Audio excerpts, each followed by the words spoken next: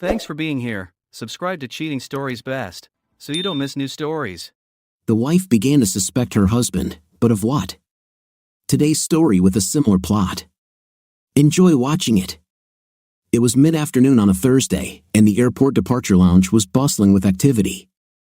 On one side were fast food cafes and shops, and on the other were rows of escalators leading to baggage control and boarding gates. In front of the escalators, there were barriers marked for passengers only. Nearby, people said goodbye to each other on this special day. Becky Sanford bid farewell to her parents. Her father finally fulfilled his promise and took her mother on a 6-week tour of America. Both older couples seemed a little puzzled that this was actually happening, as if they were about to wake up and realize it was a dream. But when Becky received a hug from her mother, the tight extra squeeze felt very real. "Thank you, dear," the elderly woman whispered. "God bless you." Becky's throat tightened, and tears welled in her eyes. The women exchanged a nod before the older couple picked up their rolling suitcases and walked through the departure gate together. Becky stood and watched her parents ascend the escalator, waving each time her mother turned around, until they disappeared, heading off to the next chapter of their adventure together. Wiping away a tear, Becky walked away, intending to go straight to the parking lot, but something inside her hesitated. Instead, she went to one of the commercial fast food joints, bought a latte in a paper cup, and sat down on the edge of the seating area. From her spot on a high shelf with hybrid bar stools, she could watch the room. As she sipped her latte, she enjoyed the feeling of observing the world go by. Becky was not particularly religious, but she felt deeply moved by her mother's blessing. Part of it was gratitude for her role in ensuring that her father kept his promise, but more than that, it signified the end of the silent conflict between mother and daughter. The final nod and look in her mother's eyes conveyed, "We are okay, my dear daughter. We are fine." The source of the conflict was Becky's decision, along with her husband Brian, to renew their marriage vows earlier this year without inviting family and friends. Even the 2 witnesses required by law were employees of the church. They had chosen to keep it a secret. When Becky asked her parents to look after Tara for a couple of days, her mother wanted to know why and didn't believe the romantic elopement story. Knowing her daughter too well, Becky revealed the truth, which upset her mother deeply. She firmly believed that marriage vows should be expressed in front of family and loved ones, making a compelling case that Tara especially should have been there to witness it. Becky countered that she and Brian had already expressed their original vows publicly once before and wanted to keep this one private. "This is between me and Brian," Becky insisted. "This is a personal commitment." Her mother looked at her daughter, opened her mouth, and quietly asked, "Did Brian do something, my dear?" "No, Mom." "Then did you?" Becky swallowed, but somehow her eyes remained dry. Her memory flashed back to Marcus, the man with whom she had almost strayed from Brian.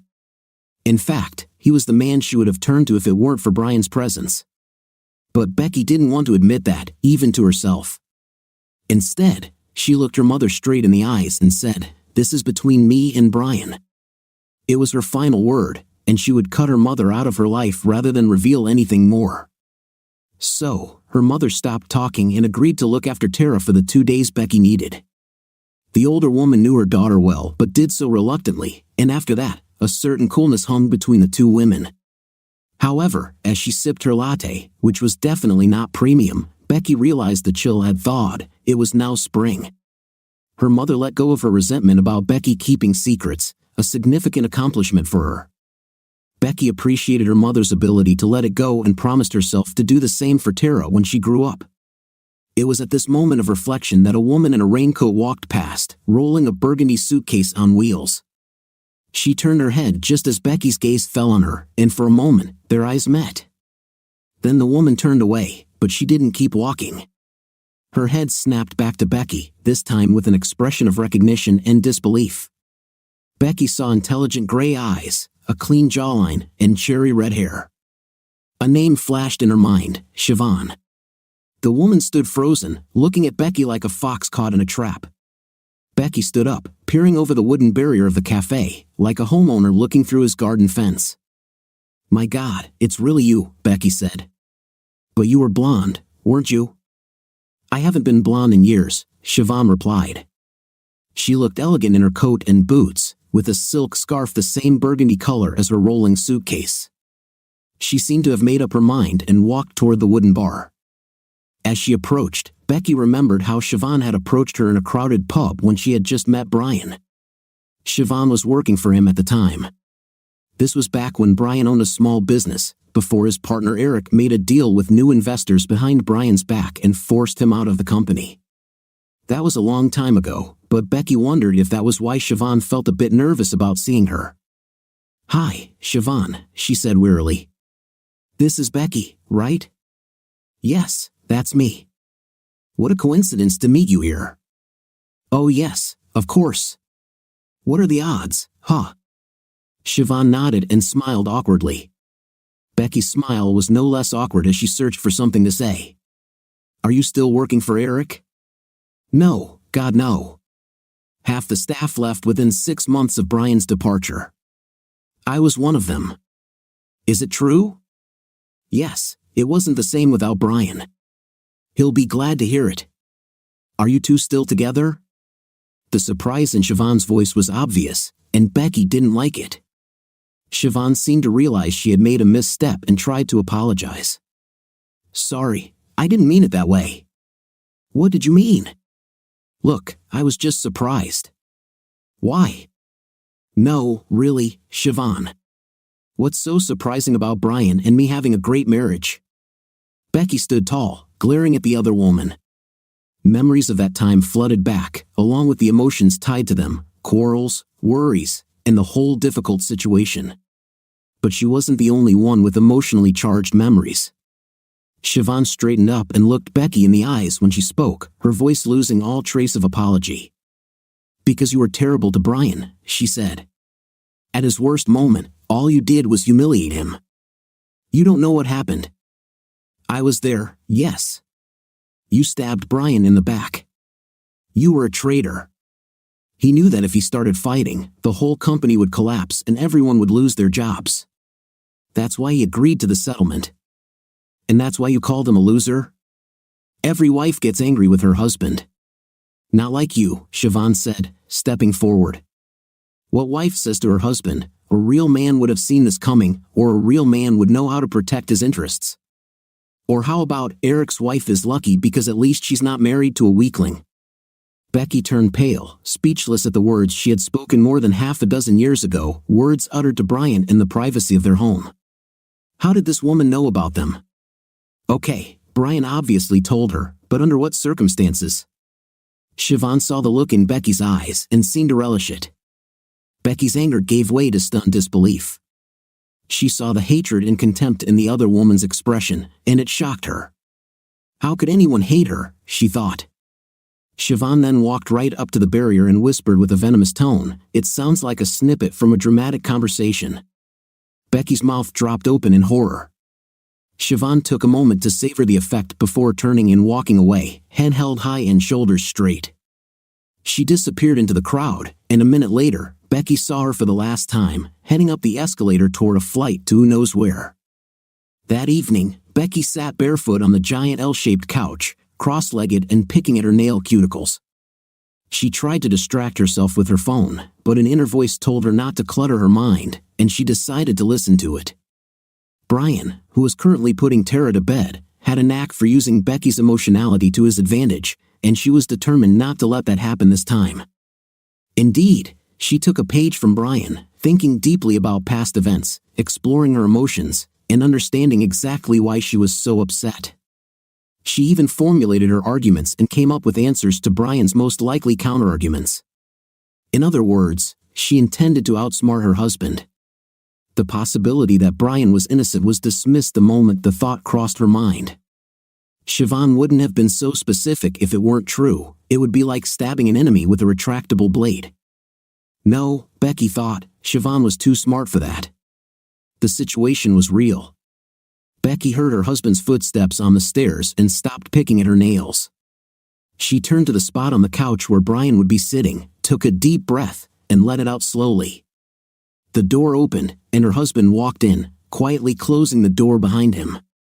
He stood for a moment, looking at her. "Would you like a drink?" he asked. "No, thanks," The politeness in Becky's tone warned Brian that something was off, a feeling he'd sensed all evening. But it was impossible to discuss it with Tara nearby, so he kept the conversation light, asking about her parents and receiving polite responses.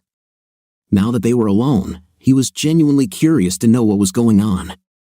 He took a seat on the edge of the sofa and turned toward her like an opponent in a duel. "Okay," he said. "What's happening?" This expression usually made Becky smile, but not today. Instead, she cleared her throat and spoke with a calmness that felt almost businesslike. "I ran into someone at the airport," she said. "Someone who worked for you when you were with Eric." Brian's face darkened. He shifted in his chair, looking at the pillow and trying to control his breathing. Becky watched him closely, aware of the tension in the room. "Who was that?" he asked. "I think you know who it was," Becky replied. "I also think you have an idea of what she told me." "Was it her?"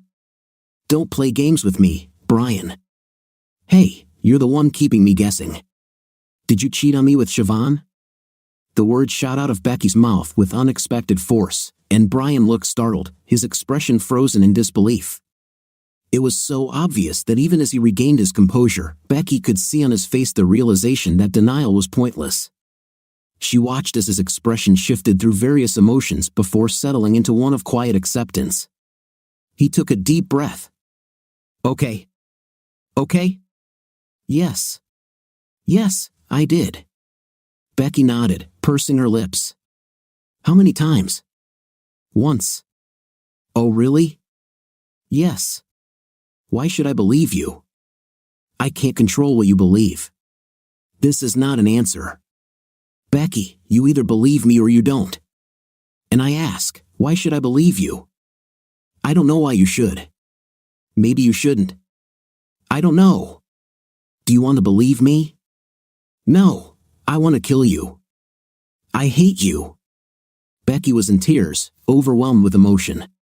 Brian moved to hug her, but she struggled against him, shouting, "Stay away.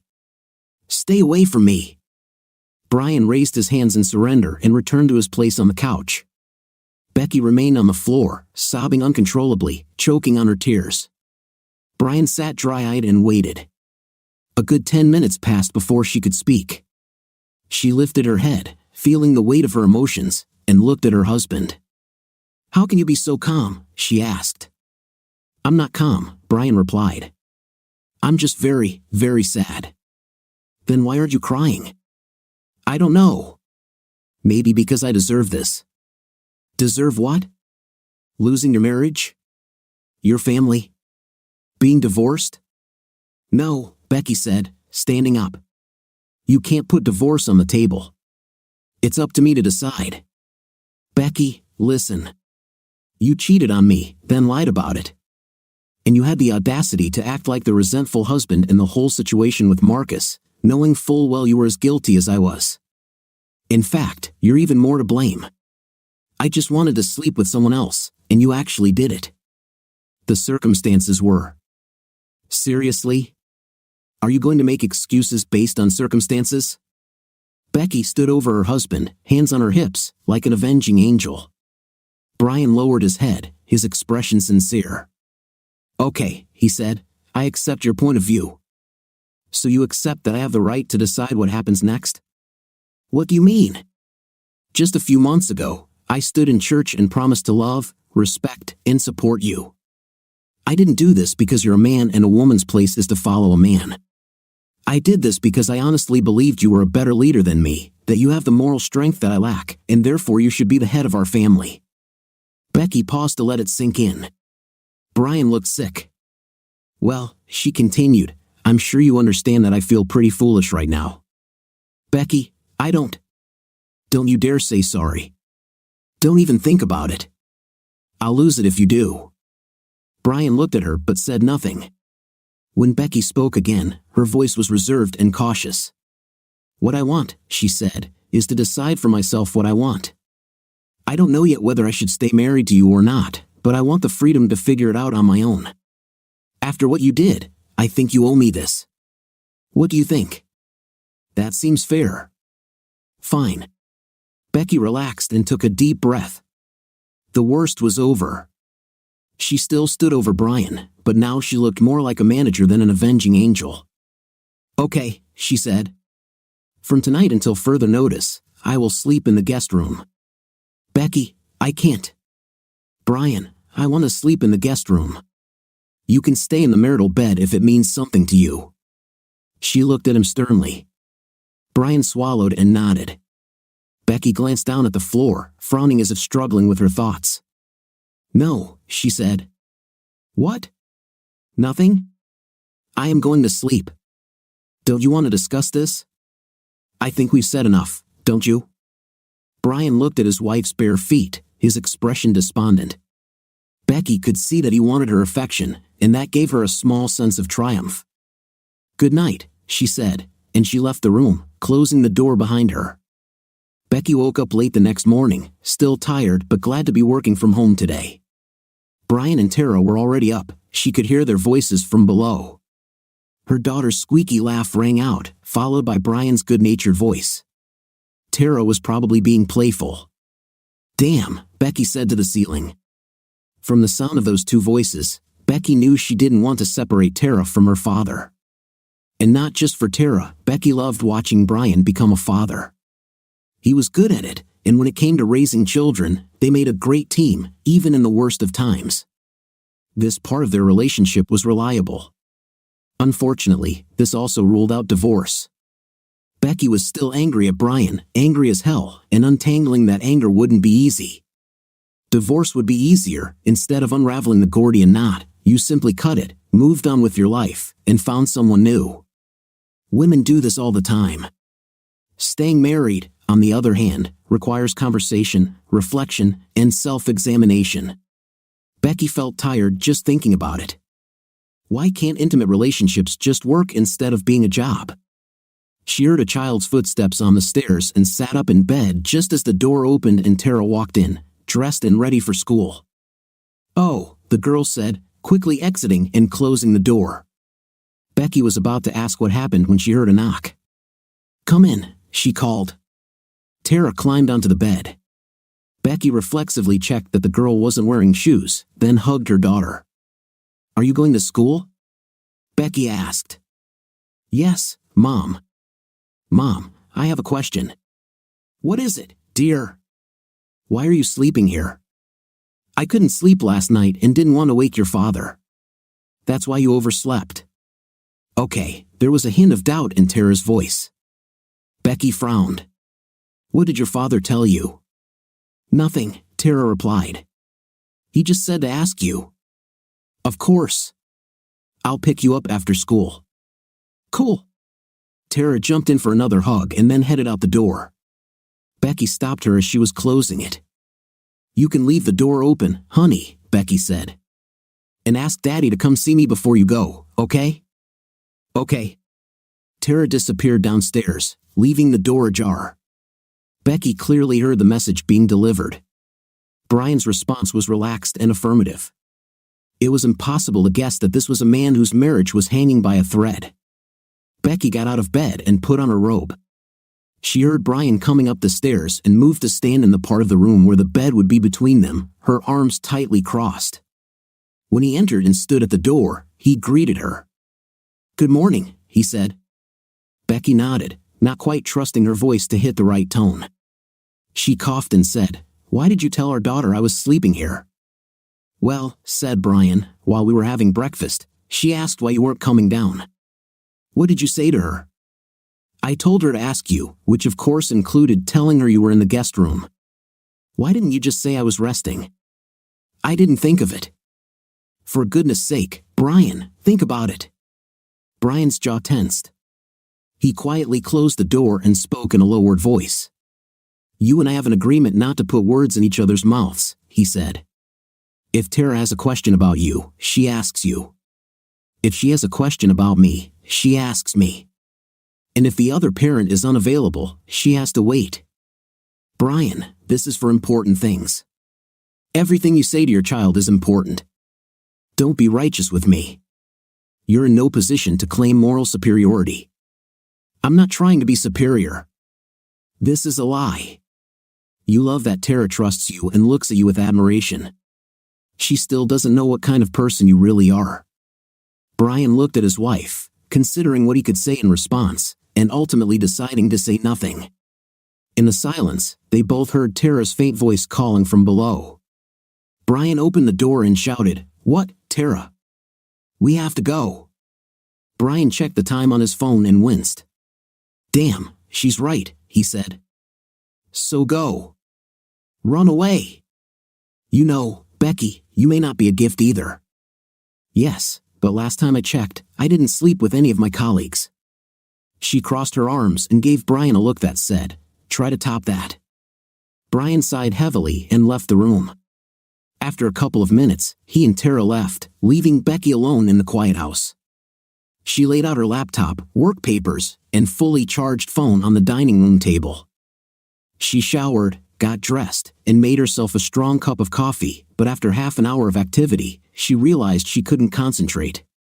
Leaning back, Becky pressed her fingers to her temples, wondering what to do. She could go to the office, working among others was always easier.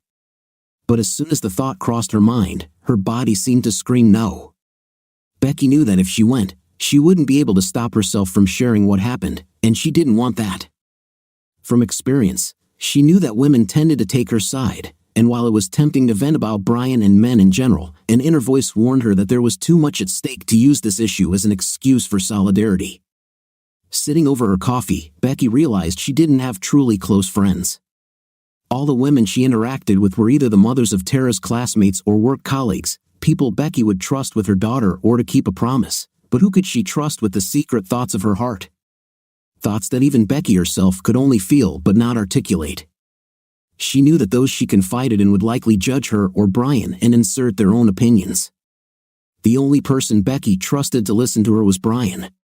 God, what a mess, Becky said to herself.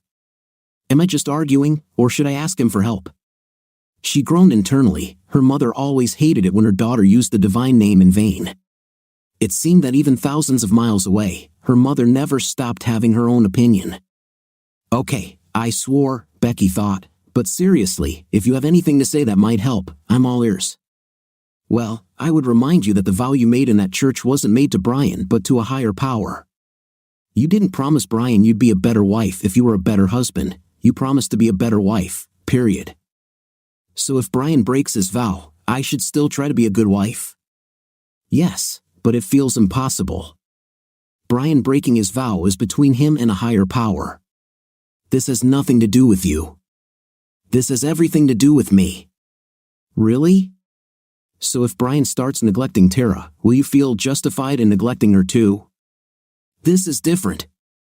Why is this different? The principles you apply to your relationship as parents are clearly working for you and Brian. Why do you think these same principles can't apply to your relationship as husband and wife? What principles are you talking about? Well, isn't that what you need to figure out? Becky sat twirling her empty cup of coffee in her hands, staring into space. Her heart raced, and she had a bad taste in her mouth. Why are you afraid? An inner voice asked. I don't know, Becky replied. Yes, you do. Oh, be quiet. Why does this hurt you so much? Because I love him. Becky screamed in her head. I love him, and it's not just about how he makes me feel or because he's a great father or meets my demands. I love him, and it pisses me off that I realized how much I love him only because he cheated on me. I now have the right to get a divorce without any negative consequences for me, and I don't want it. Why not? Because it's so unfair. If I cheated on Brian, he would divorce me without question. He'd say something like, I love you, Becky, but I can't live with myself. That would be it. He would forgive me and move on. I feel very strongly that I should do the same with him. If I don't, I'll feel like I've betrayed myself. You know what I mean? Becky, these concerns are valid, and you absolutely need to address them. But it hurts so much, and it's scary. I know, my dear, I know. Mom? Becky looked up, half expecting to see her in the room, but of course, she wasn't there. All of this was happening in her head. Realizing she was alone and no one could hug her, Becky burst into tears. Meanwhile, Brian's workplace was a huge, modern building with large windows that let in plenty of natural light.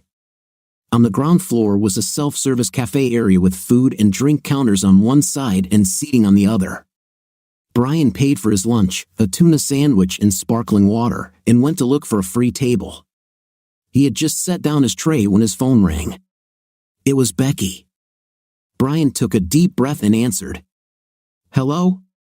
"Hi, Brian. You can talk now? I just started my lunch break." "Does that mean?" Yes, I can talk." "Fine." Becky's voice was quiet and matter-of-fact. There was no warmth, but also no harshness. Brian didn't hear any emotion at all, which worried him. He put his free hand on the table to steady himself. "I want to get away for the weekend," she said. "I need to be alone to think." "Okay," Brian said. "Can you take care of Tara?" "Certainly." There was a pause. Brian cleared his throat and asked, "When do you want to leave?" "Tonight, and I'll be back Sunday evening." "Do you want me to pick Tara up from school?" "No, I'll do it." I promised her that, and I want to keep my word. Becky fell silent. There was silence as Brian's imagination filled with unspoken words. "Besides, this may be the last time Tara sees me as part of a complete family." He heard Becky clear her throat. "Okay, Brian," she said, "that's all I wanted to ask. Thanks for the help." "Becky, I'm her father, this is not goodbye." The phone rang, and Brian knew he had seconds before he burst into tears. Leaving the tray on the table, he quickly headed to the men's room, pocketing his phone along the way. Pushing open the door, he saw one guy at the urinal, but fortunately, all the stalls were free. Brian went into the last one near the wall, closed the latch, and sat down on the closed toilet seat. Brian had learned the art of silent crying in school, a skill that almost every boy had to master. The few who didn't learn spent their time in torment, being mocked and joked about. The secret was to tilt your head down and open your mouth as wide as possible. This way, the sobs came out as quiet sighs, and one could cough to drown out the loudest ones. The tears fell straight onto the floor, so they didn't leave marks on your face when you left the booth. The tears on the floor were easily wiped away with a piece of toilet paper and washed away, so no one even knew you were crying. Of course, Brian's current colleagues wouldn't have mocked him or called him a baby to his face, but still, he didn't want to talk about it. The best way to avoid discussing a problem is for people not to even know it exists. This is how Brian kept his only affair with Siobhan a secret from his wife all these years. If Becky knew Brian had a secret, she would have asked him in 30 seconds. But Brian decided to take that incident with Siobhan to an early grave, and once he made that decision, it just faded into the background. It helped that he and Becky were heading toward divorce at the time. Becky tried to support Brian during his conflict with Eric, but the more she realized what the financial consequences would be, the more scared she became. Brian had experienced his wife's sharp tongue when she felt insecure, but he was completely unprepared for how cruel she could be when she was terrified. The way Becky met and married Brian was like the plot of a love story, and now that plot was falling apart before her eyes. Instead of finding her soulmate, Becky felt trapped in a marriage to a man who had been betrayed by a former friend and who seemed to have forgotten about his wife and future. It was a terrible time for both of them, and Becky found Brian to blame for everything that happened, feeling he had tricked her into believing he was a real man. After a particularly heated argument where the word loser was thrown around, Brian ran away from home on Friday night, driving the car on autopilot. He ended up at the office, even though he had handed over the keys a week ago. There was a light on in one of the windows, and Brian pressed the bell button, hoping that Eric would be there alone. But it wasn't Eric, it was Siobhan. Brian had no intention of getting involved with her. They sat on the couch in Eric's office, and Brian told her everything that was on his mind. Siobhan was a great listener and was truly shocked by how Brian's life had turned out. He started crying and tried to stop, but Siobhan wouldn't let him. She hugged him and comforted him, saying how great it was that he trusted her with his feelings. Soon, Brian felt her gaze, and he found himself looking into her eyes. "Don't look at me like that," he said. "Why not?" "Because it makes me want to kiss you."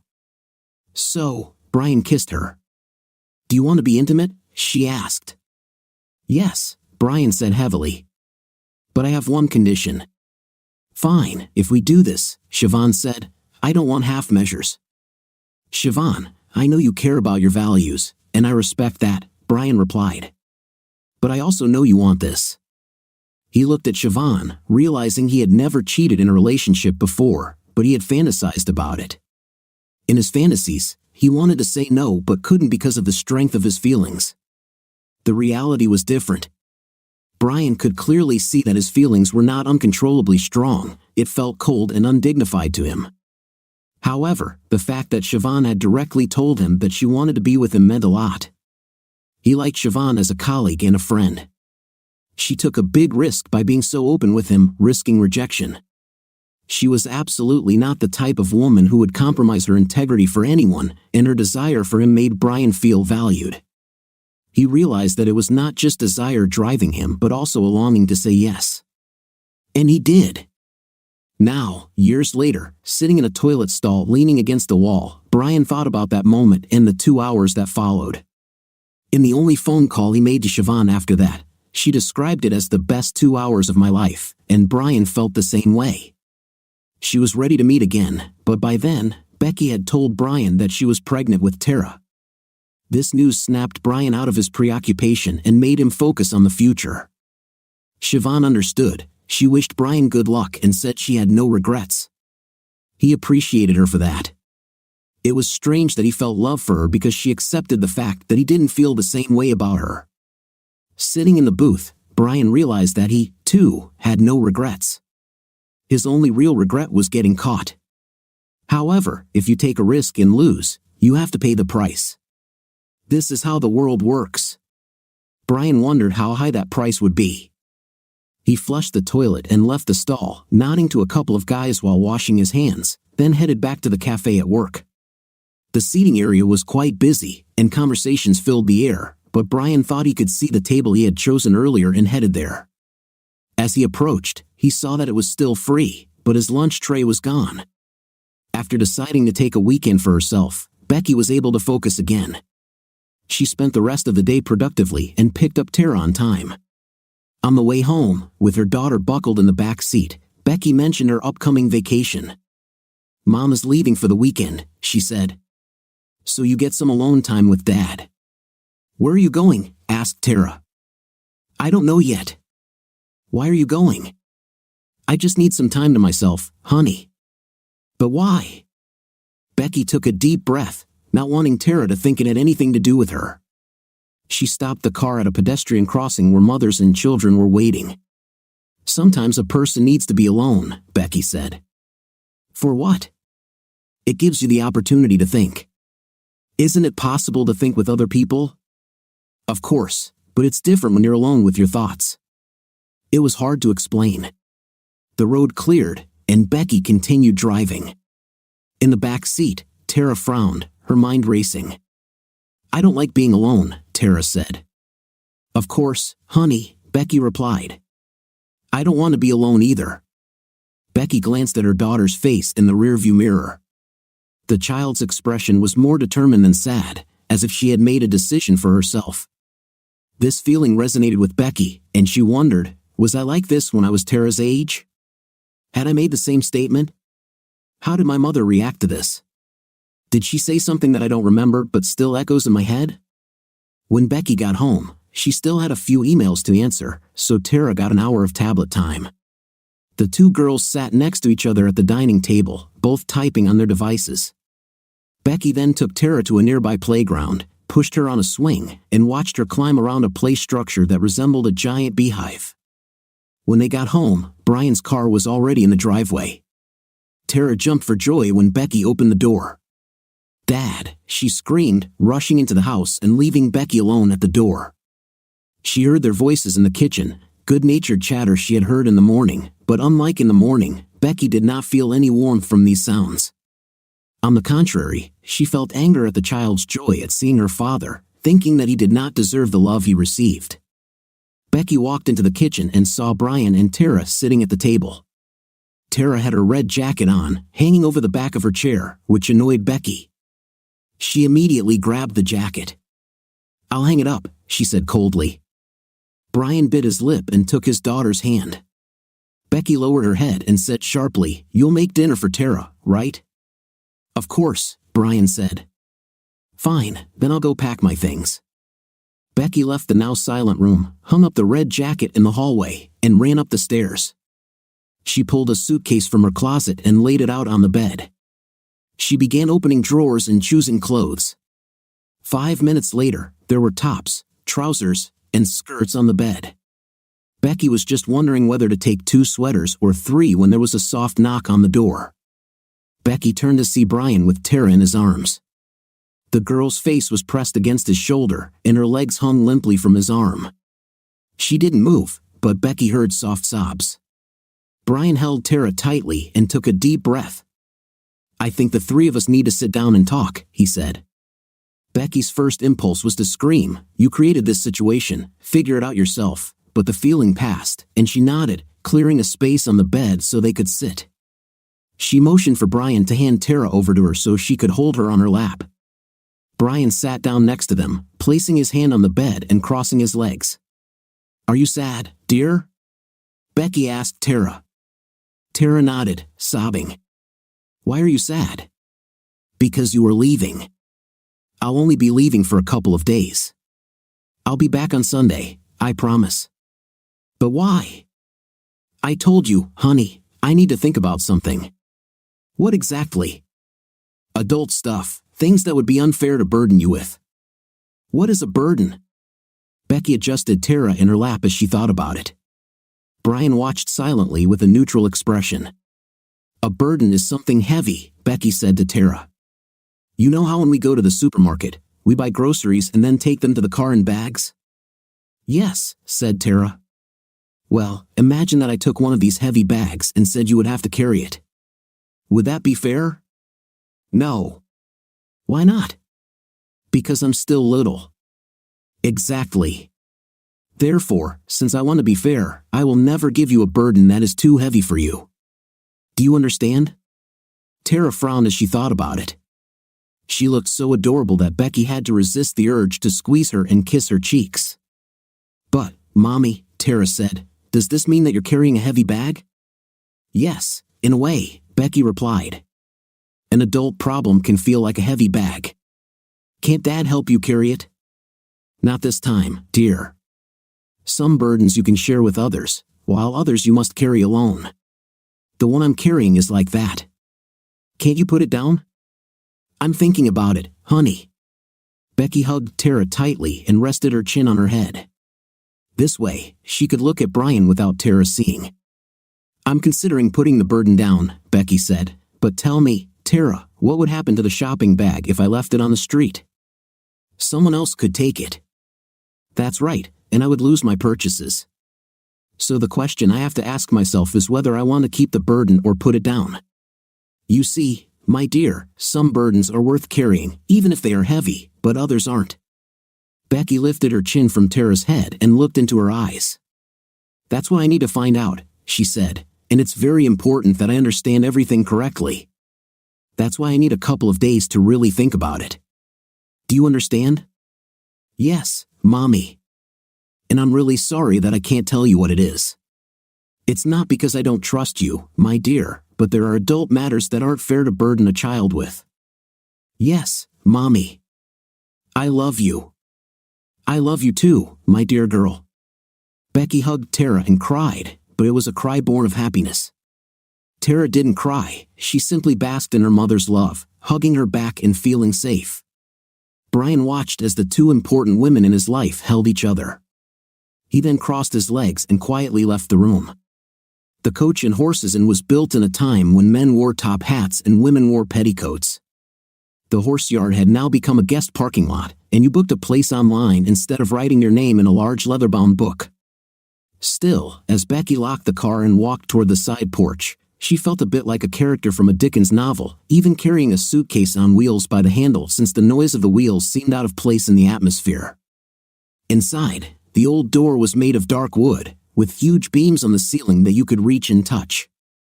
The narrow staircase and the reception desk, with its paneled wall, were made from centuries-old oak or cherry wood. The room was also paneled, and the walls were whitewashed stone and plaster.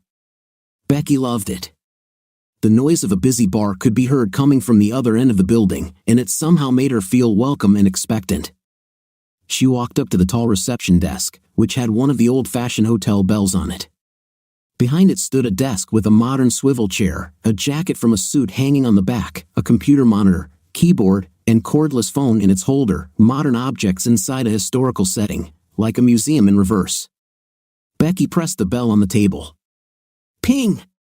The door opened, and a well-dressed young man entered. Becky noted that the jacket on the chair was from a three-piece suit. The vest looked elegant on his figure. His white shirt was immaculate, and his tie was perfectly tied in a Windsor knot.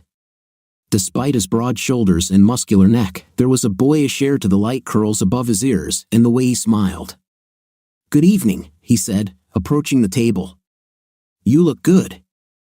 "Thank you." "Have you traveled far to get here?" "About a 2-hour drive." "Fine. Will the kitchen close in 10 minutes if you're hungry?" "No, I had dinner before leaving." "Very wise. Well, let's check you in." The well-dressed man turned on his computer and started clicking away. Becky realized she was looking at him and turned to frown at the framed print on the wall. "So," said the man, "Rebecca Robinson checked in for a 2-night stay with breakfast. I see that you have paid in advance." "Thank you. Checkout time is 10 o'clock on Sunday morning." "Everything is fine." "Certainly, we can look after any luggage if you want to spend the day in the area." "Thank you, but I have a car." "Everything is fine. I just need to see some form of identification." Becky wanted to hit herself. The man looked puzzled. "Your driver's license will do," he said. "That's not the point," Becky said. "It's just that all my documents are in my name through marriage." "I understand." He frowned at the computer screen. Becky panicked. "I'm not here to do anything unusual, madam. I just need to confirm your identity, that's all. The reasons for your stay are entirely your own business." Becky nodded and pulled a small wallet from her coat pocket. Her hands were shaking, and she had difficulty getting her license. When she tried to grab the smooth plastic, her index finger bent back. "Oh," she exclaimed. "I'm sorry. I'm so sorry." Becky burst into tears. She stood in that beautiful room, her hair falling out of its bun, crying like a child. This horrified her. She had been fine all evening, having dinner at home and putting Tara to bed. She even called Brian from the car and listened with dry eyes as he told her about the night he had been unfaithful. There was nothing in his story that surprised her, and afterward, she felt strangely indifferent, as if it had happened to a fictional couple on television. Deep down, Becky already believed that men were inclined to seek out physical relationships when they could, and Brian simply confirmed that he was just like everyone else. And yet here she was now, overwhelmed by a wave of emotion that seemed to come from nowhere. Becky was vaguely aware of a man's hands, firm but gentle, leading her to another room. She sat on a leather sofa that creaked when she did, and the man called for someone. "I'm so sorry," Becky said through her sobs. "It's okay," the man said. "Please take your time." Becky realized she was in a cozy living room with a fireplace and windows covered by curtains. One of the 2 doors opened, and a woman entered carrying a glass of water. She was around Becky's age, dressed smartly in a vest and matching skirt. "Here you go," said the woman. "Thank you," Becky replied, taking the glass and sipping the water. The man and woman exchanged glances. "Has this lady checked in yet?" the woman asked. "Not really," the man answered. "She still needs a key card." "Why don't I do it right now?" "Thank you." The woman left the room, and the man sat down next to Becky, resting his elbows on his knees. Becky drank the rest of her water and leaned forward, staring at the wall. "Sorry about that," she said. "It's okay," the man replied. "We all need a good cry sometimes." "Yes, but not when checking into a place." "Ah, but this is not just any place." "No? Where are we, then?" "You're in an inn," the man smiled. "Try saying that after a couple of drinks." They exchanged glances, and Becky felt relieved. She wondered what it would be like to kiss this man. He smiled back, looking into her eyes a little longer than was strictly professional.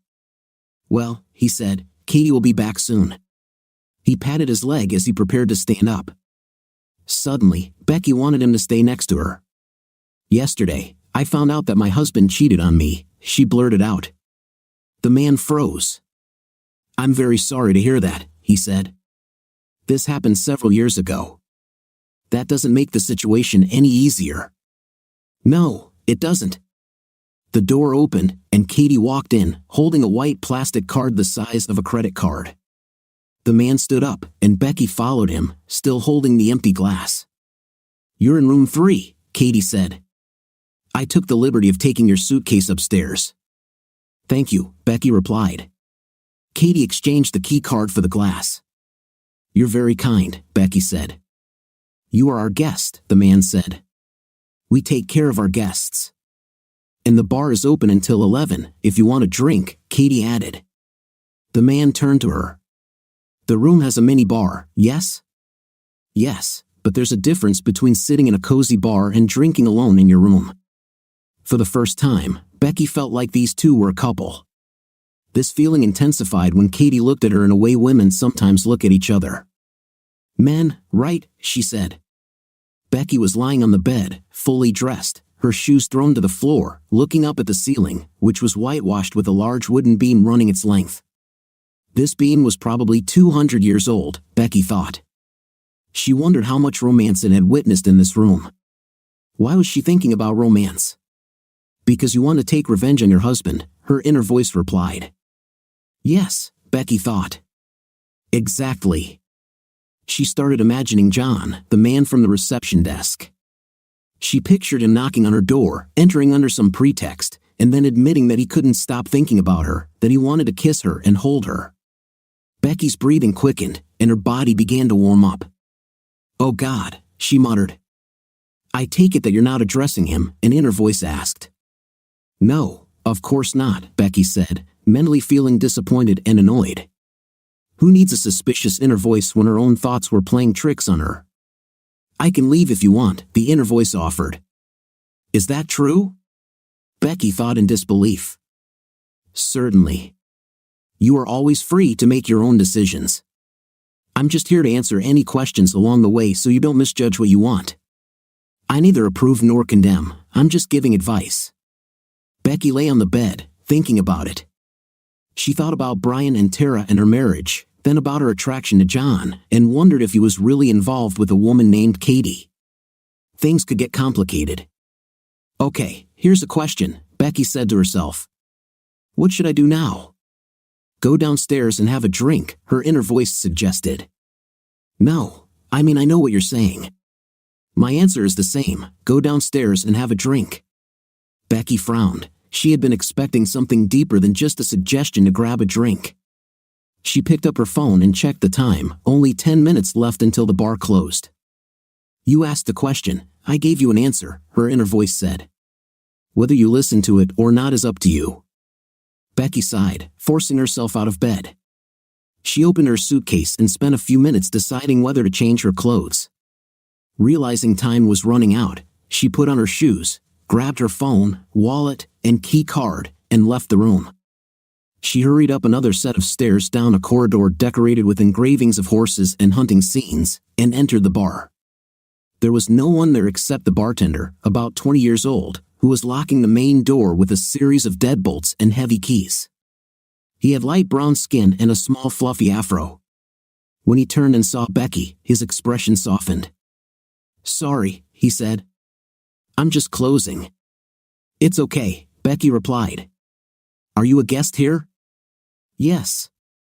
Well, there should be a mini bar in your room, a female voice said. Becky turned to see Katie coming in from the hallway.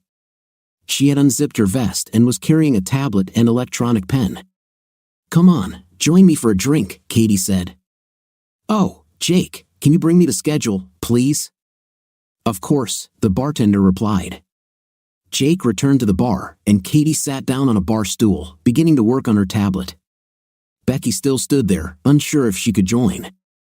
You'll be more comfortable here, Katie said, still focused on her tablet. Sorry. Becky walked over and sat on the bar stool next to her. Jake printed out a long strip of paper from the register, tore it off, and brought it back along with a stack of papers. He turned to Becky with a wide smile. "What should I get you?" he asked. "Oh, a Diet Coke, please." "Get her something normal," Katie said. "On my tab." "Okay," Jake said. "What about you?" "As usual for me," Katie replied. "Understood."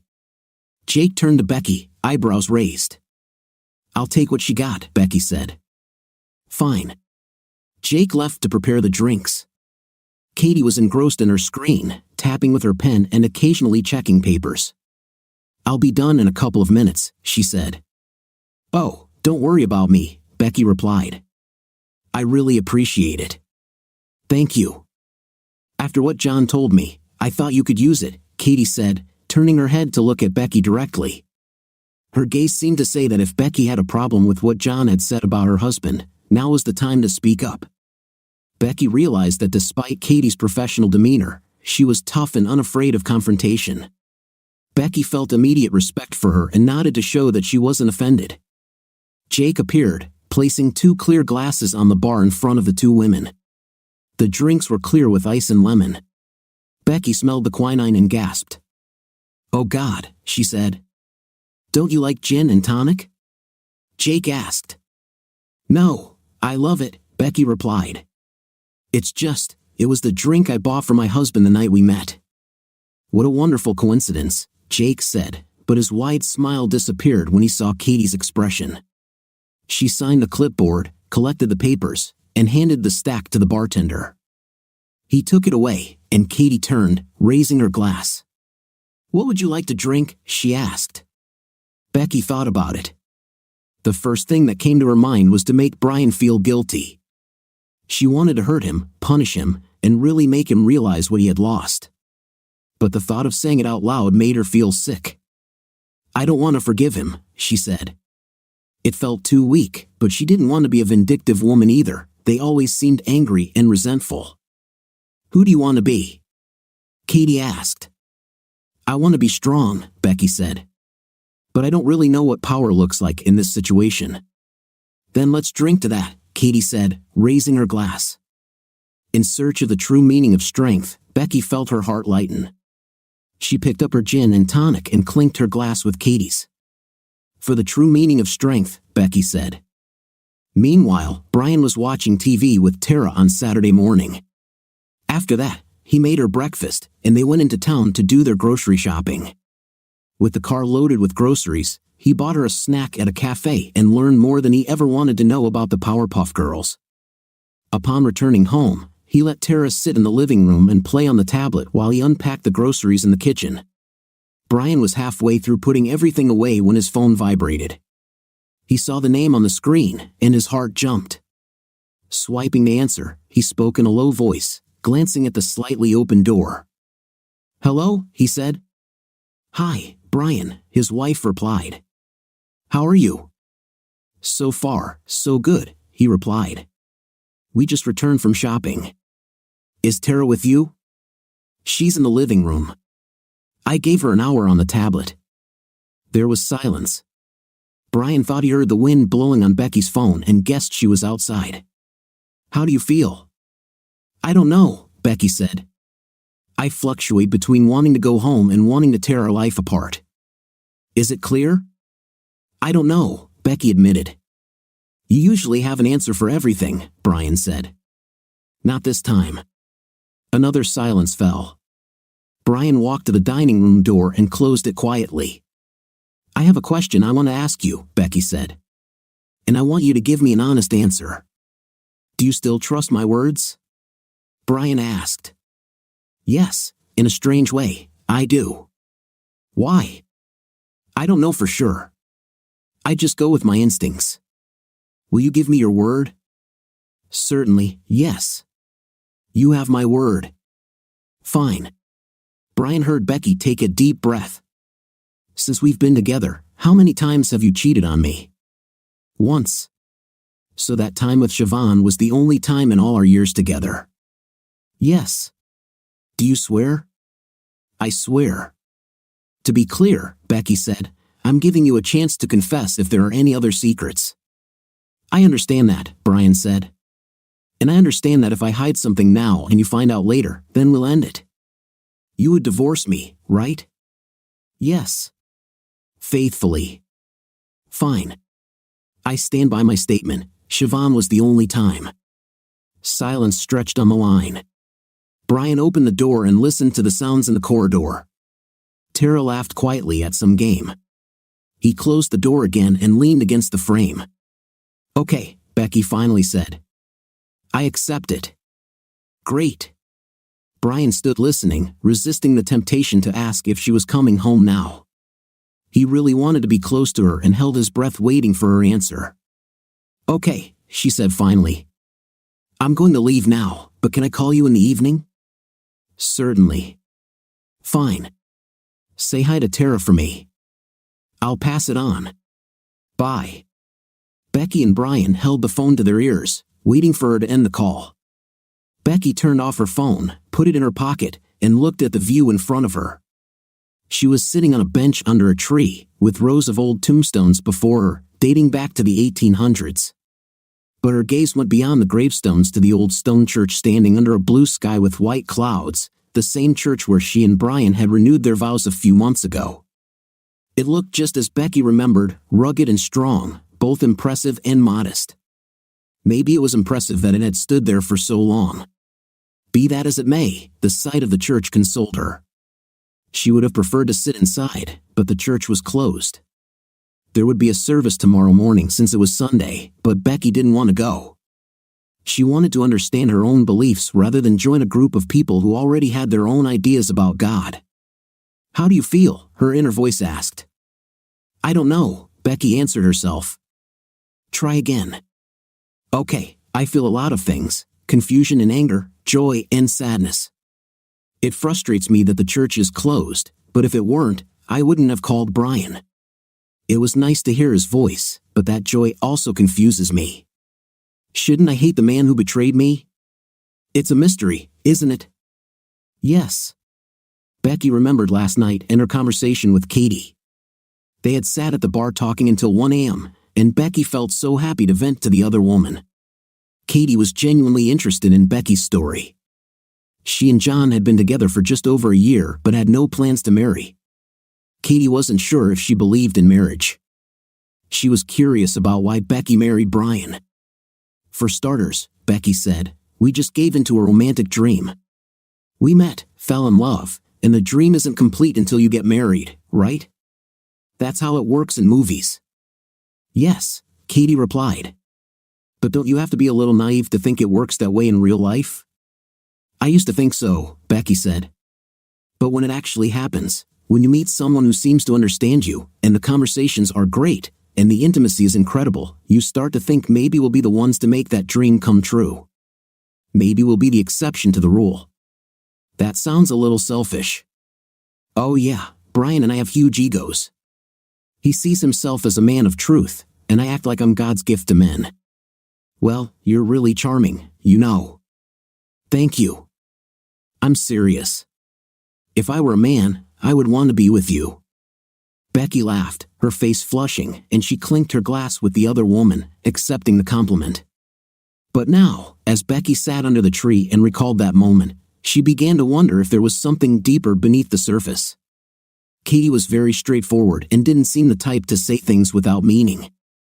Why didn't I notice this then? Becky pondered. Because Katie was still asking questions, her inner voice suggested. Yes, that's right, Becky thought. Once Katie understood why Becky got married, she wanted to know why Becky stayed married. Well, Tara, for one, Becky replied. Okay, you have a baby, Katie said. But what else? Becky went on to discuss her relationship with Brian, how they learned to communicate better, and how their love seemed to deepen as they accepted that neither of them would ever be perfect. But although Katie was a good listener, she continued to press the question. Yes, but what does this have to do with marriage? Becky struggled to answer. As she sat contemplating under the tree in the cemetery, she realized that she and Katie had barely talked about parenting. It felt as if marriage were the main event and children an additional element, and for some people, it is. But when Becky thought about why she felt married to Brian, not just in a relationship, but truly married, the answer was always the same: they had decided to have a child together. Now that Tara was here, Becky couldn't just walk away from Brian. Oh, she could divorce him, remove him from Tara's life, and never see him again, but Brian would always be Tara's father. Becky could marry another man, ask Tara to call him daddy, and insist that the new man was the real father. Yet Brian would still be Tara's father.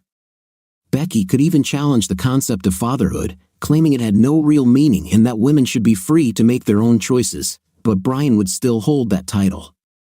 Tara's connection to her parents was as unchangeable as the stones that built the old church. She was literally created from the DNA of both her mother and father.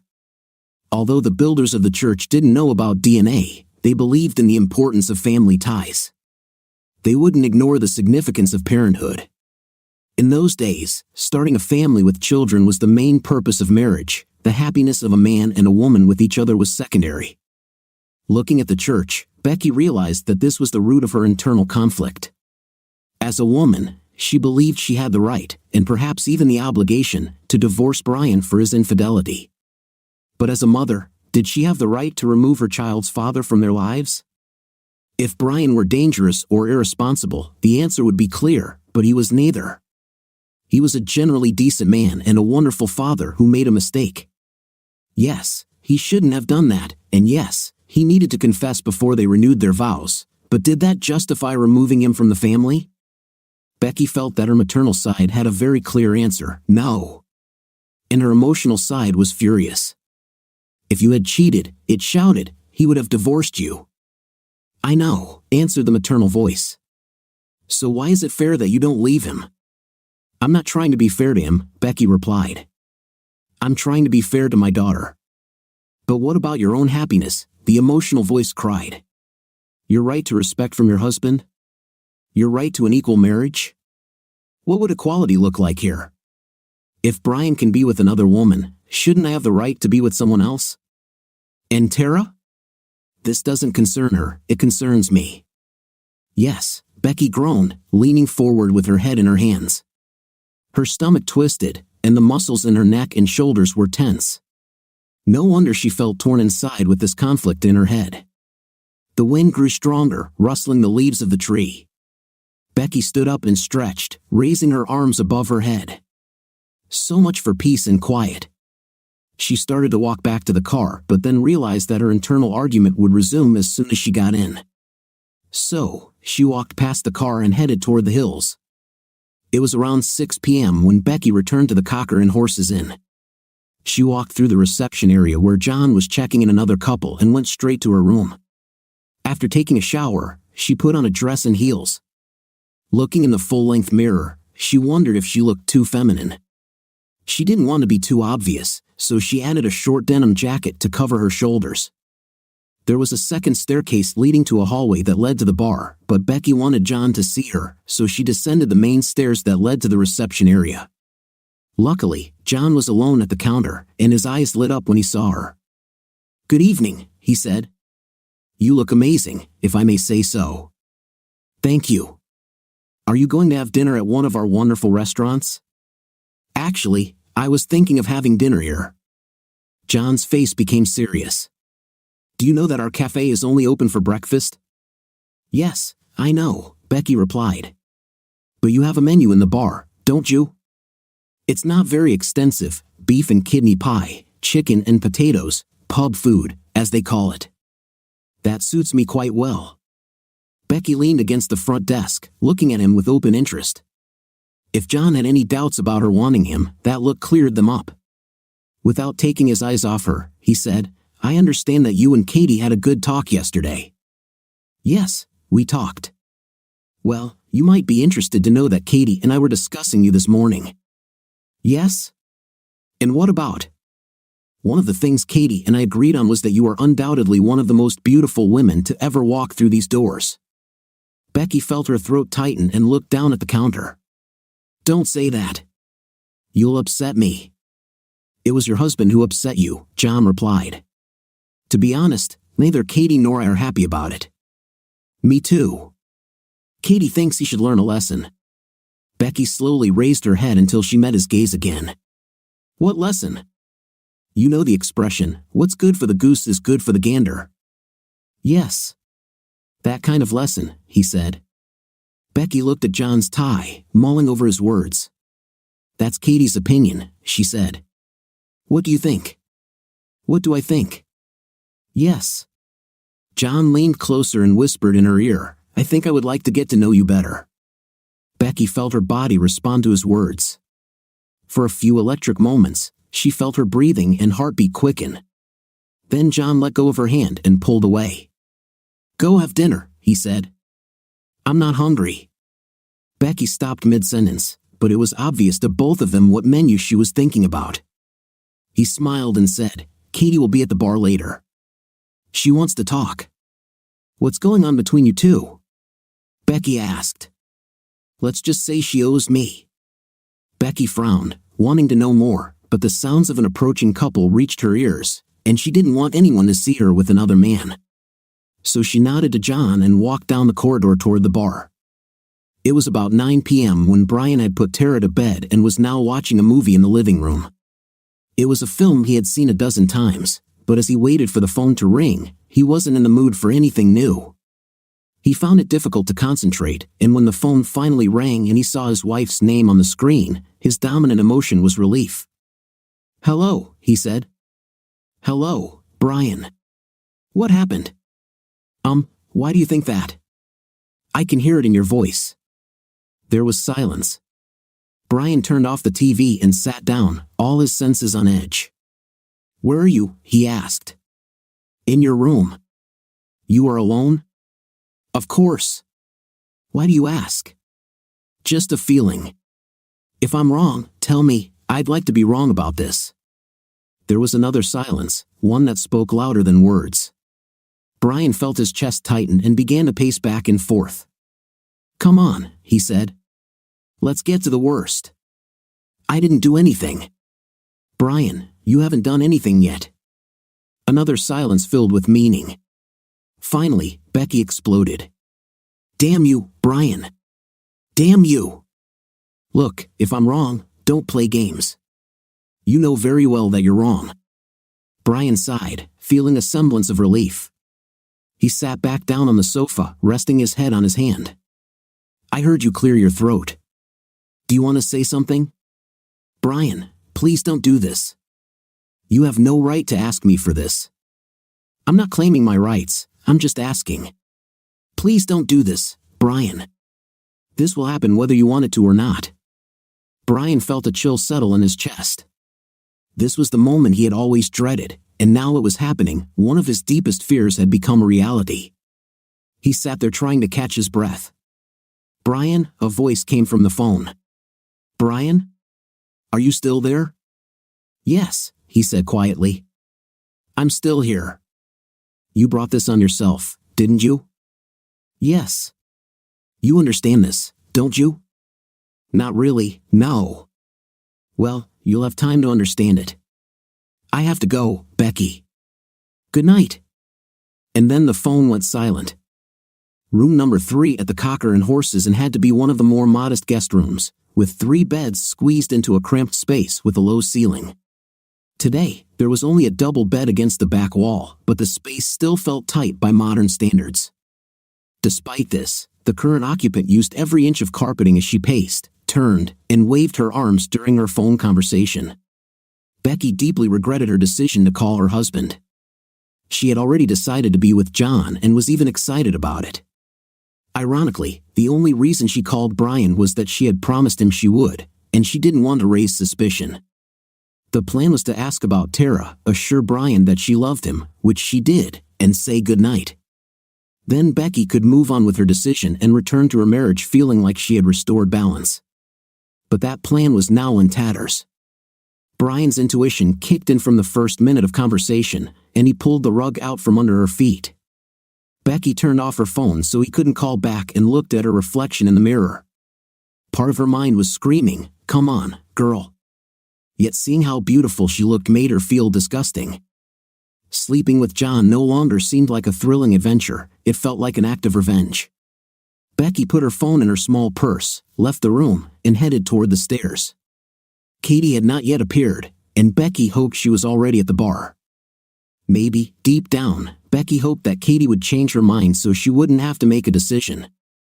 It felt terribly unfair that the fate of her marriage depended solely on her, even though she had insisted on it. The bar was as busy as expected on a Saturday night, with 3 bartenders working behind the counter.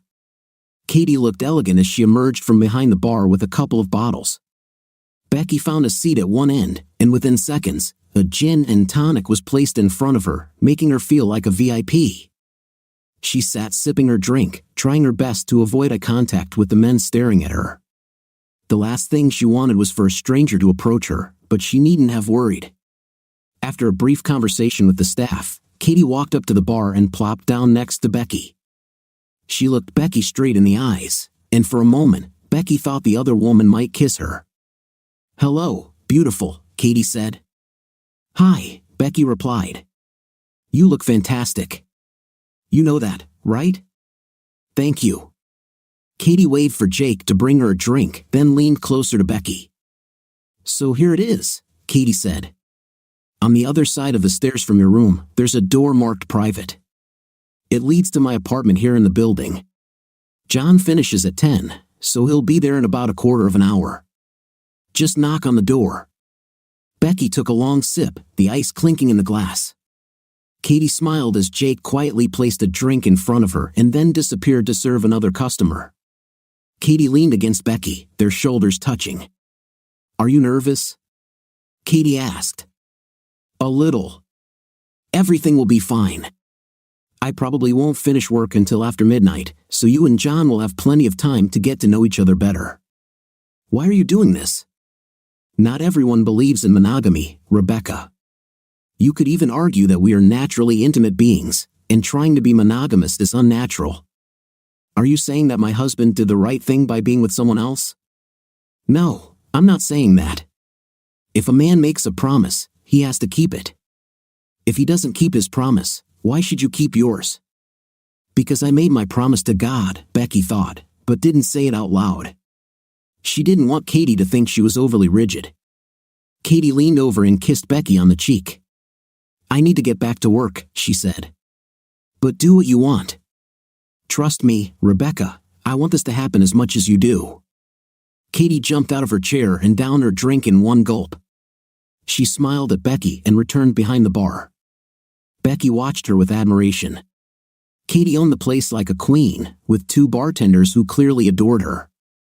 Becky had never been with another woman before and had never even considered it, yet now she couldn't shake the thought. Becky gulped down her gin and tonic, her face flushed. She had a terrible feeling that everyone in the bar could tell she was anxious. Feeling overwhelmed, Becky stood up from her chair, waved goodbye to Katie, and headed back to her room.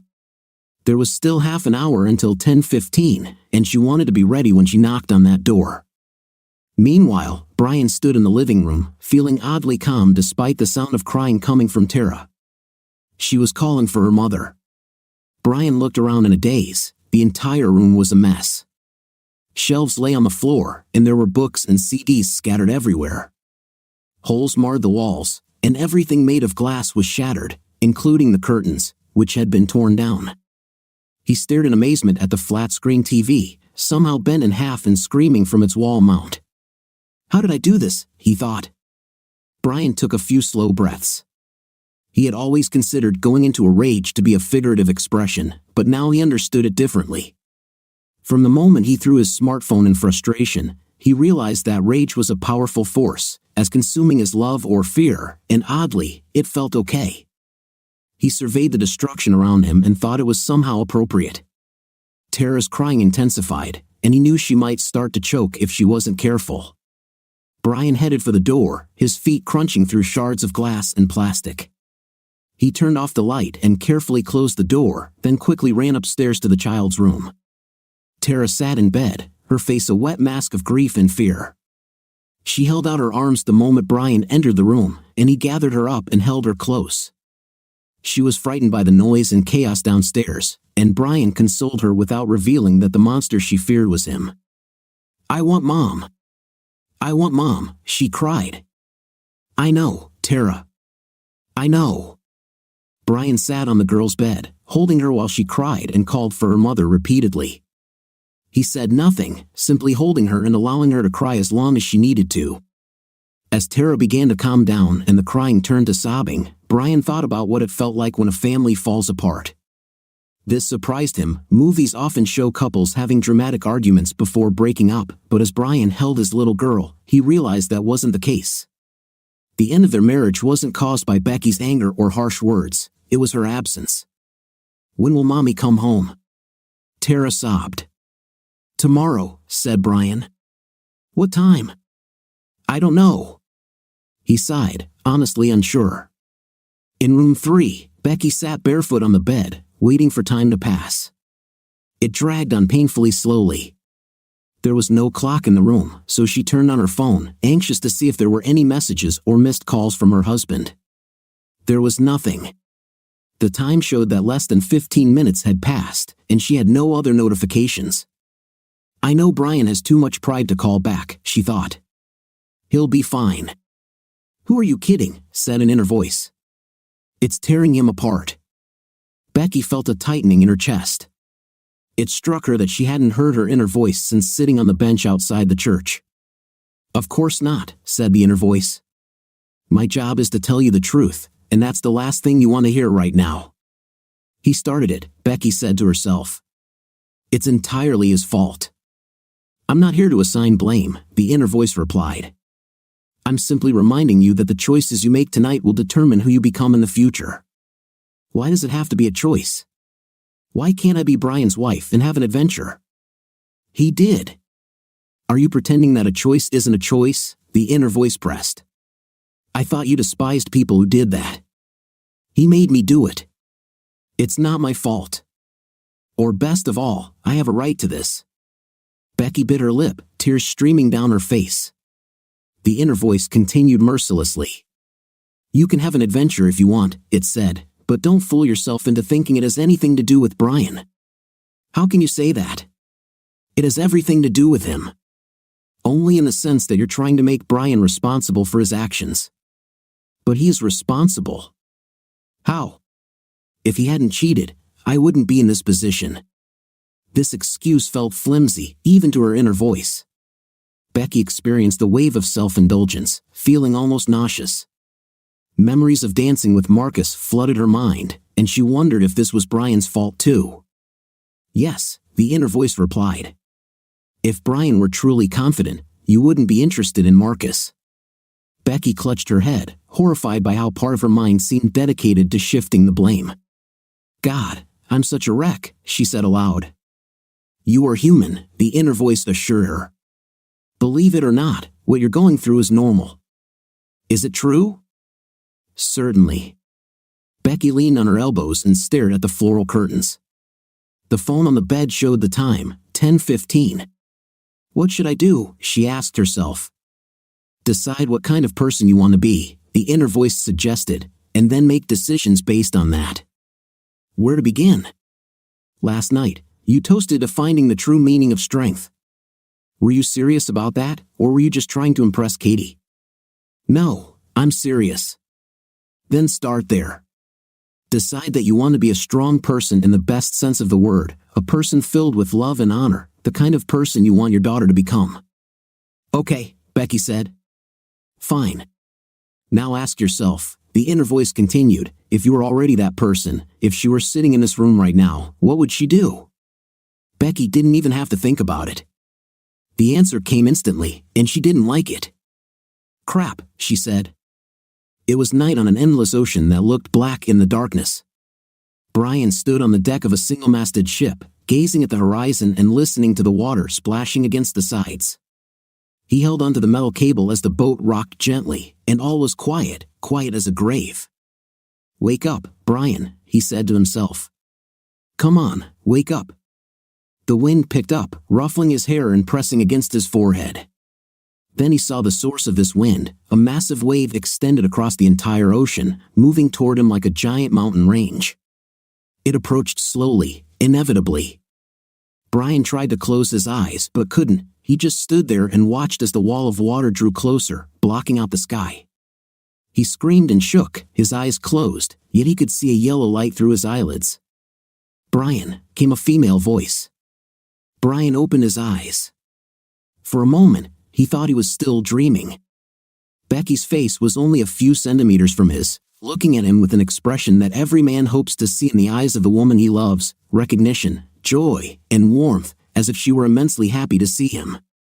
His brain struggled to catch up with what he was seeing, feeling slow and fuzzy. The woman smiled, pursed her lips, and gently blew on his forehead, the flow of air making his hair dance.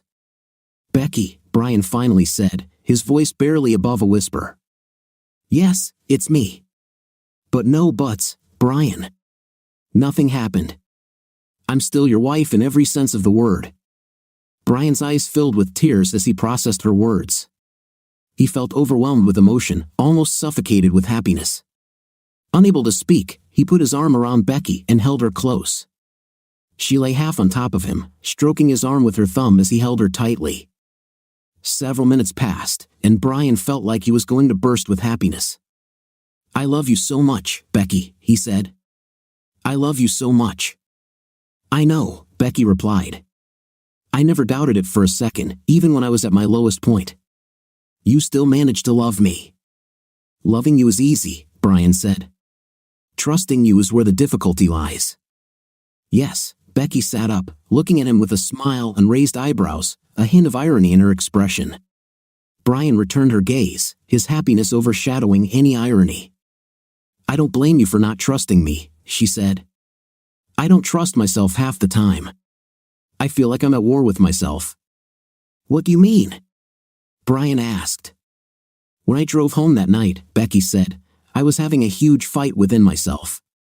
Part of me knew I was doing the right thing, but the other part was so against it, so angry. If a man does something, then a woman should be able to do it too, and by choosing to remain faithful when you didn't, it felt like I was betraying myself. You know what I mean?" "I think so," Brian replied. "You felt you gave up something when I didn't. And Mr. Hyde thinks that's unfair," she continued. "That's really unfair," he said. "It's hard to argue with someone when you can actually see their point of view." "Yes, it is." Becky sighed, leaning her elbows on Brian's chest. She looked at the bedside lamp, her gaze becoming distant. "After a 2-hour drive, I finally arrived home," she said. "I tried to call you from the car, but you weren't answering. I was worried you might have taken Tara and gone to your parents or something, but your car was still in the driveway. I thought, okay, he's still at home. At that point, I was still mad at you and hoped you'd be happy to see me, so I could make you regret it. I had some pretty sharp words ready, but when I got out of the car, I noticed the curtains were gone from the living room. At first, I thought you'd just forgotten to close them, but the windows were like black holes." She paused, looking at the bedside lamp, her eyes filling with tears that flowed onto Brian's chest. She roughly wiped her face with her forearm, then leaned in close to kiss him, stroking his forehead with her fingertips. "Brian," she whispered, "I had no idea how much it would hurt you if I slept with someone else. I truly didn't. I knew it would make you angry, but not like this, not to this extent. I'm very, very sorry." "Becky, no, let me finish," she interrupted. "I can't honestly say that I've forgiven you, and I don't know what to do about it. But this game I played makes me sick. Wanting to have my own adventure suddenly seems like a huge misunderstanding of what truly matters. I don't even know what that point is, but I know I missed it." "Yes," Brian said. "That makes sense. Oh God, Brian, why do we do this to each other? Why do we always end up hurting one another when we love each other so much?" "I don't know," Brian replied, his voice shaking. "I don't know." Both of them burst into tears, hugging tightly, sobbing and holding each other close as if nothing could come between them. In the morning, Tara was overjoyed when she walked into the bedroom and saw her mother. Becky tried to sit up as her daughter bounced on her, chattering about all the things she and Daddy did, superhero girls, and 100 other topics kids love to discuss. It took a good 10 minutes to calm her down. Brian made sure the door to the living room was firmly closed before Tara was allowed downstairs. The three of them had breakfast together in the kitchen. Mother and daughter chatted while Brian sat quietly in the background. When they finished eating, Tara wanted to show her mom something on the tablet. Becky looked at her husband. "Isn't he in the living room?" she asked. "Yes," said Brian. "I'll get it." "Is he safe?" "Yes, it seems so." Brian stood up and left the room. He returned a few minutes later, and Tara climbed into her mom's lap as he handed her the tablet. Becky saw that there was not a scratch on him. Tara busied herself turning it on, eagerly telling her mom that she had something really cool to show. But Becky's attention was on Brian. He literally transformed everything in this room, she thought. Why not a tablet? Because it belonged to Tara, said a voice in her head. Becky felt a lump form in her throat as she watched her husband pour himself another glass of orange juice. To her surprise, his capacity for strength didn't frighten her, on the contrary, it calmed her. This man would fight for his family to his last breath if he had to. Becky wondered what John would do for Katie. "Mom, you're not looking," Tara said. "Sorry, honey." Tara was holding the tablet, and Becky snapped out of her thoughts to pay attention to her daughter. Still, she felt impatient to be alone with Brian, so she suggested they all get dressed and go to the park. There was a playground that could keep Tara occupied while she and Brian sat on a bench together to talk. It was cloudy outside but not too cold, and the three of them made their way to the park. They walked along a path through an avenue of trees, accompanied by other families and runners. Tara walked between her parents, holding their hands and asking them to lift her. So, Brian stepped off the path onto the grass, swinging their laughing little girl in the air. Becky noticed another couple doing the same with a little boy, but she and Brian were more coordinated, lifting Tara almost horizontally, her legs flying into the air.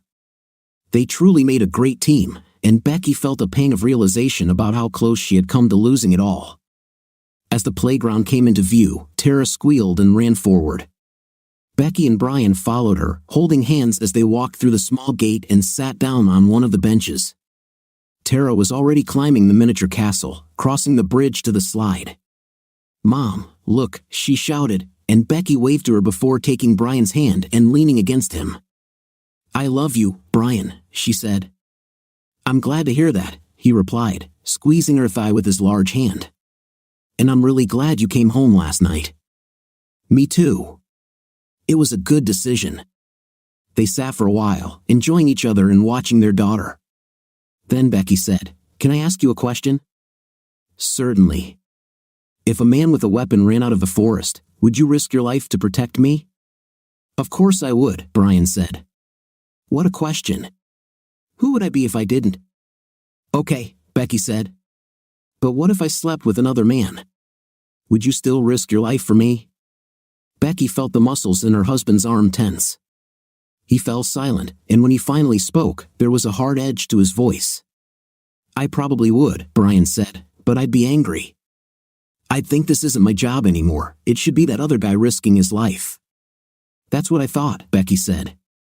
"Do you want to tell me something?" "No, I'm just trying to understand the situation," she replied. "It's clear to me that the best thing for our marriage is for me to remain faithful to you, but for this to work, I need to let go of the fact that you weren't faithful to me. And it still annoys me. If I don't find a way to let this go, it will poison our relationship."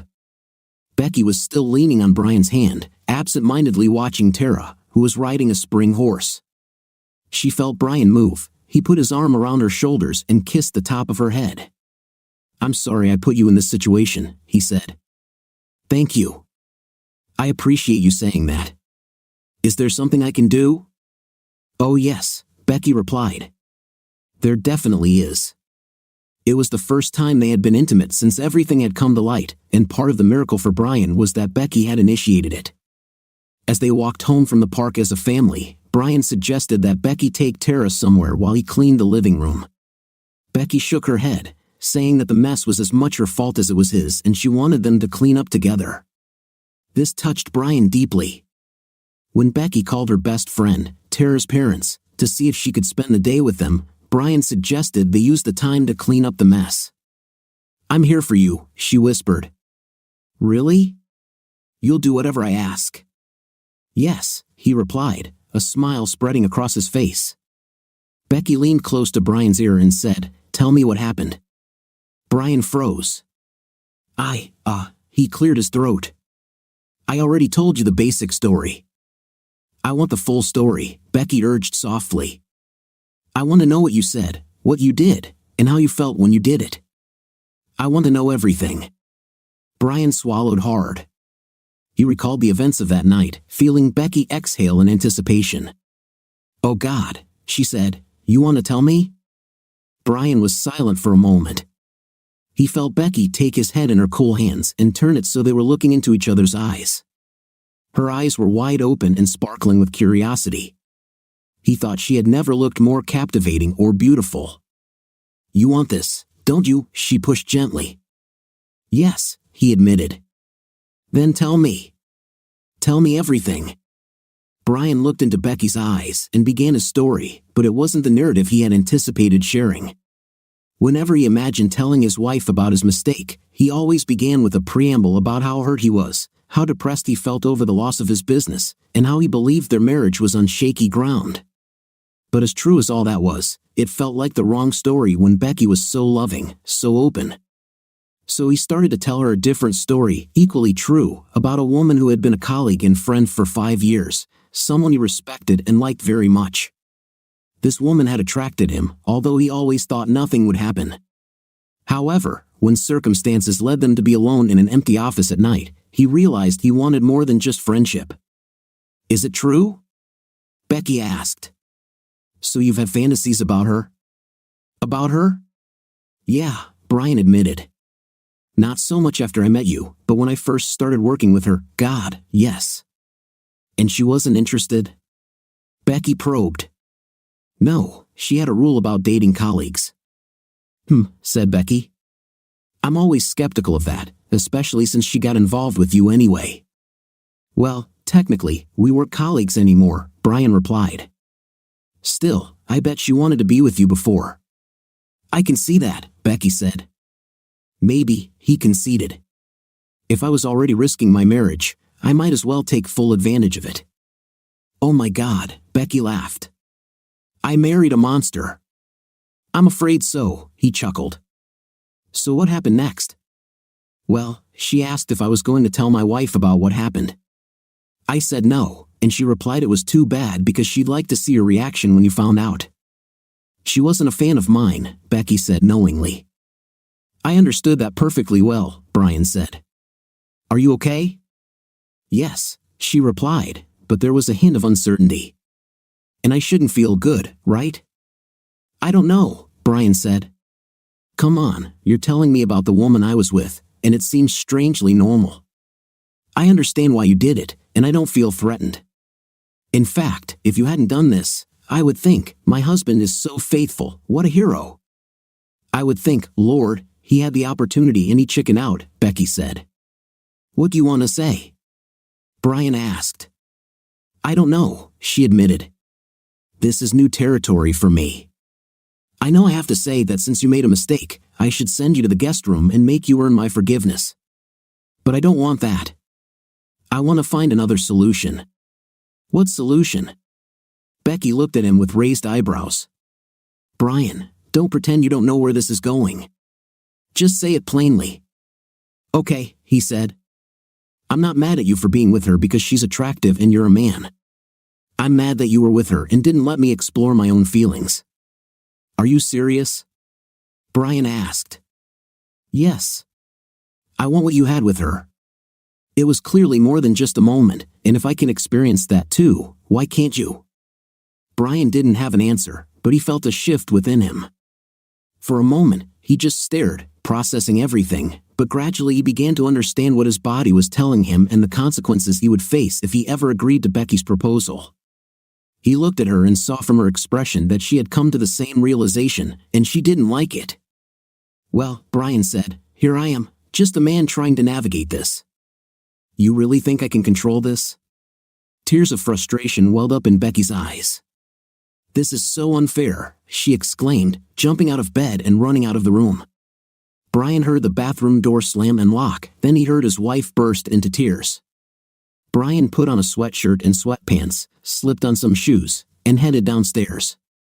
He took a roll of heavy-duty garbage bags from the cupboard under the stairs and carried it into the living room.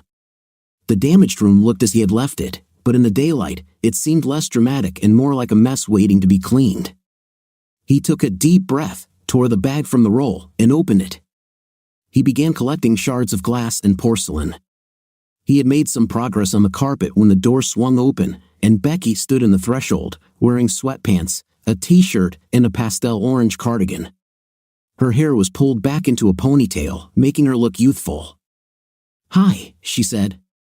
"Talking to Dr. Jekyll or Mr. Hyde?" he replied with a small smile. "Go to hell," Becky shot back. Brian thought to himself, "Mr. Hyde, huh? You think you're so clever. I don't know what to do with you. One minute you're telling me fidelity is what our marriage needs, and the next you're trying to convince me to let you take a lover. I'm not asking for that.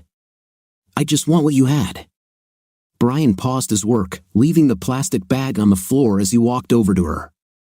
She hugged herself, a gesture of insecurity. They sat next to each other, and Brian took her hands, looking into her eyes. "Let me tell you what I have," he said. "I had one evening of amazing intimacy with someone I respected, and then I had a secret that I had to carry for years. It felt like having a rat living under the floor, sometimes quiet, sometimes reminding me of its presence, a constant source of stress." He took a deep breath. "Then I got caught. You met her by chance, and suddenly the secret was out. It was chaos." "I see that," Becky said softly. "I'm not just talking about the room," he replied. "Breaking that room was a reaction to the idea of you with another man. But that wasn't the worst part." "What was?" she asked, her eyes wide. "The worst part was standing in the cafe at work when you told me you wanted to leave. There was no anger, no sarcasm, just a void of indifference. In that moment, I thought I had lost you, and I felt my whole life slipping away." Brian fell silent, feeling Becky shift and wrap her arms around his neck, kissing him gently. He hugged her tightly, allowing her to settle in, pressing her cheek against his and feeling a wave of relief. "I'm back," she said softly. "I heard you. You're saying that if I want what you had, I need to take the same risks." "Yes," he said. "But listen, I want to say something about this adventure you're considering." Becky leaned in, their faces close. "Speak," she encouraged, her expression playful and curious. "I messed up and got caught," Brian said, "and there's a price for what happened. If you want to keep asking me about being with another man, maybe I deserve it. Honestly, I know people who would think it's a mild consequence." "Oh, Brian, I don't want to be the person who causes you pain. I want to be the one who loves you." "I know, but don't you see? Because of what you did, I feel like you might not deserve my love anymore. A man who strays loses that right. To move forward, I need to acknowledge that feeling and choose to love you regardless. But do you have any idea how difficult that is?" Brian looked at Becky's pained yet beautiful face and wondered how he could ever see her as an overgrown teenager. She could be so clear-minded, so precise. In moments like this, he not only loved her but felt a profound respect for her, a respect that was genuine, rooted in the understanding that he wasn't the only intelligent person in the room. He was dealing with someone who could see right through him and was capable of brutal honesty, more so than anyone he had known. "Becky," he said, "I want to apologize." "You already have." "No, I mean I want to apologize for underestimating you. I've done that constantly." Tears filled Becky's eyes. "Continue. It's clear to me that if our roles had been reversed, I wouldn't have handled it with even a fraction of the grace and courage you're showing now. I can see how I would have self-destructed our marriage over betrayal." Brian wrapped his arm around her. "But you? You kept it to yourself. You made space to decide what to do. I assumed you would want to punish me or seek something to retaliate. I thought I was the only one taking this seriously while you were just in it for your own benefit. But if that were true, you wouldn't have come home so late. You wouldn't have wanted to reconnect even when we were still angry, and we wouldn't be having these conversations. I'm sorry for looking down on you and thinking I was the smarter one in this marriage. I've been foolish." "You idiot!" Becky cried, burying her face in his arms. Tears streamed down Brian's face as he held her tightly, feeling fortunate to have her as his wife in a way that was new to him. Yes, she had her complexities, but who didn't? Her strength deserved recognition. As for her struggles, he felt capable of handling them. She was worth it. Becky checked the arrivals board at the airport terminal where she was to meet her parents.